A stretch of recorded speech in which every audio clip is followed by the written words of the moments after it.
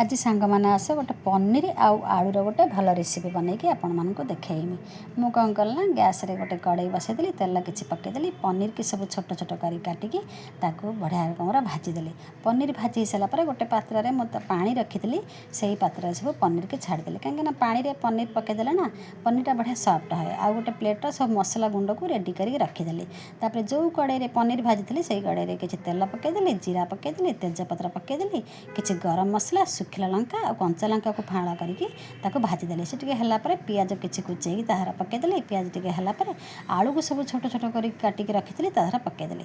तार किसी ना गोटे टमाटो भी काटिकी तार पकईदेली। टमाटो टे सफ्ट हाँपाई तार लुण किसी पकईदेली। से भाजी हो सारापर अदा रसुण पियाज ताको दरदरा कर बाटिकी रखी तार पकईदेली।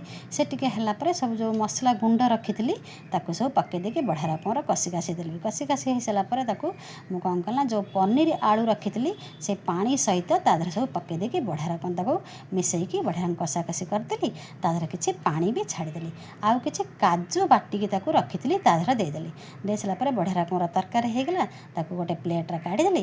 प्लेट काढ़ी सारापर मुझे भात सांगे सर्व कनी। आपण मैंने पनीर आलू बनईकी क्या सांगे सर्व कले मत कमेंट रे जनइबे। आउ मो भिडियो टी लाइक करेंगे और चैनल टाइम सब्सक्राइब करेंगे।